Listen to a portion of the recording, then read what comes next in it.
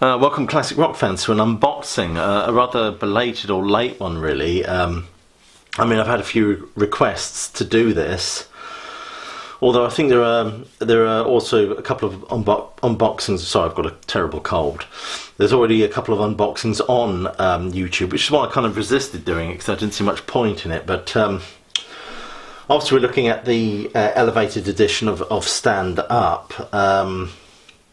And with the wonderful mixes that Stephen Wilson does with these albums, plus also these presentations for the Jethro Tull albums always make them quite good value for money. Although this was quite costly. You get the famous pop-up, of course, which those of us who are a fan of the vinyl will remember. I think what's interesting about Stand Up is that for me it's the first Tull album really in many respects. And what I mean by that is, the first album this was, I think this album is where the Tull sound or the Tull direction really firmly becomes established. Mick Abrams, of course, who particularly wanted to play within the paradigms of sort of American blues, whereas Ian Anderson didn't really want to be restricted to that.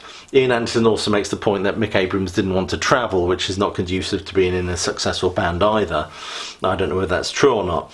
So, however, I think with the joining of Martin Barre, who is a far more experimental and eclectic guitar player in what he wants to do, suited very much Ian Anderson and his vision for Jethro Tull.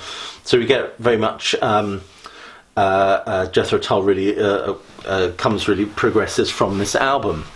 Of course, you have Clive Bunker on drums, which I saw him join Jethro Tull on stage on the 20th anniversary tour. I think Barrymore Barlow, who joins Tull around about 1972 for Thick as a Brick, is a much more accomplished drummer. Glenn Cornick, of course, who doesn't last particularly long. He gets fired really by Ian Anderson. There we have the line at the stand-up line, which is Clive Bunker on drums, Glenn Cornick, Martin Barre and Ian Anderson. Of course, the interim period between Mick Abrams leaving and Martin Barre joining was temporarily plugged by, of all people, Tony Iommi who would go on obviously to form Black Sabbath. But there you go. Anyway, of course, this is the famous pop-up, which came with the original album. Oh, see, that's a picture of the band circa this sort of period. This album is quite interesting as well because it marks... John Peel was a champion of the band when they started with the This Was, but he really did not like the direction that Ian Anderson took the band with the Stand Up album, and he was very forthright in telling Ian Anderson as much. There, of course, is the Rock and Roll Circus with Tony Iommi on guitar. Tony Iommi didn't like being in Tull because Ian Anderson was a very dominant character and insisted that, it was his way or the highway, really. So, which has been a motif all the way, if we can call it a motif, or certainly a pattern throughout Tull, with the ever-changing lineups of people who didn't really get on with him. Ian Anderson himself has gone on record as saying, well, I'm a bit of a bugger. Obviously, this is Martin Barre around about the stand-up period. Of course, you got the woodcut from that picture. These packages are just beautiful. The amount of text and reading, attention to detail, they are fabulous.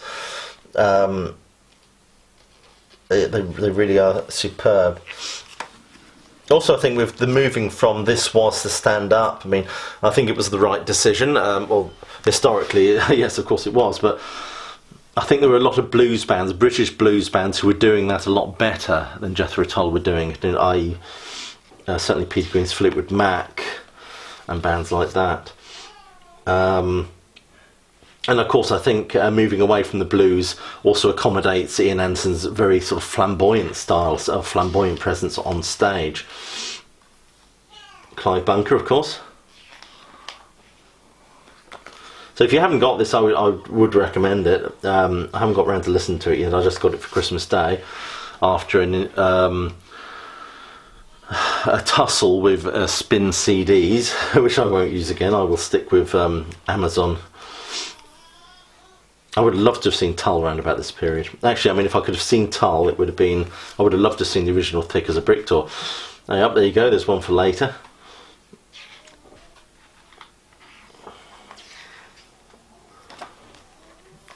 I mean, it's just, I mean, there's so much detail in terms of the tour, the recording. There's, you know, I mean, they bring in so many people who can add some sort of commentary. It's funny about John Peel, though, because I think John Peel felt that by this direction, the band were kind of selling out, if you like, or sort of kind of betraying what they should be. And Ian Anderson says John Peel was very sniffy with them from this day on. Even 20 years later, he still blanked him, apparently. But there you go, there's Terry Ellis, of course, who becomes the band's manager. That's a picture of Jethro Tull performing Sweet Dreams on Top of the Pops, which would be lovely to see, but unfortunately a lot of these performances were not kept. They were scrubbed, which is tragic, really, but I would like to have seen that. A very young Ian Anderson.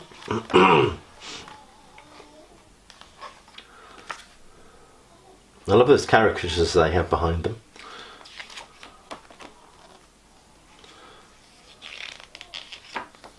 It was about this time, of course, I think Tull played a few festivals, I think. Gosh, I know they turned down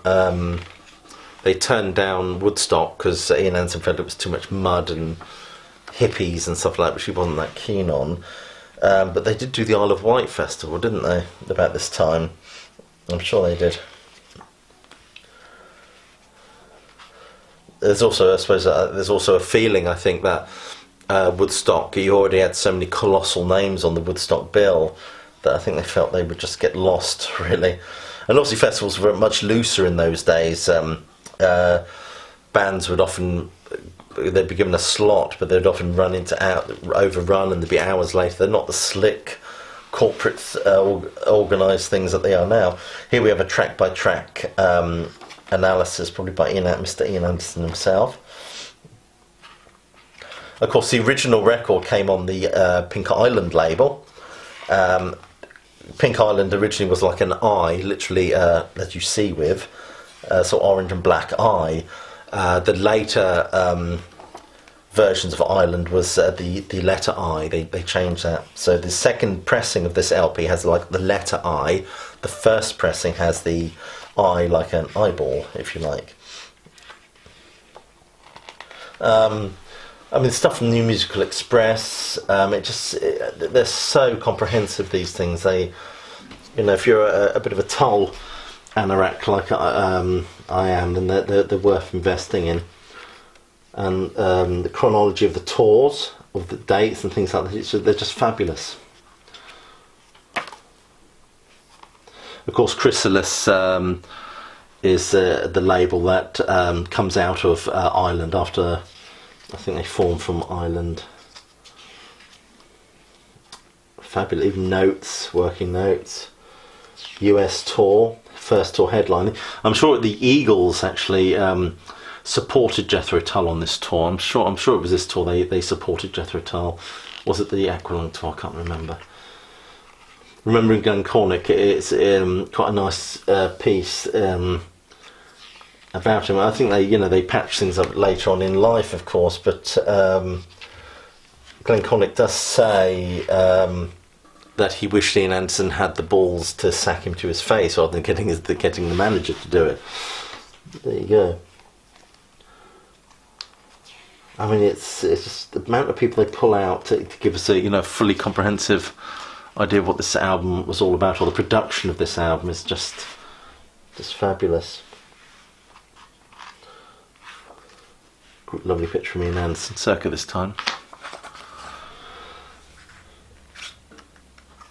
Here we have, I don't know what that is. No, they don't reproduce the original Island sleeve, but it actually had a sort of orange and black eye on it, was the original sleeve. And there's the loads of stuff on here, of course, live stuff, and I don't think there's anything it's just so it's all compact together. I think the DVD footage of the Stockholm, it would be great as well to see.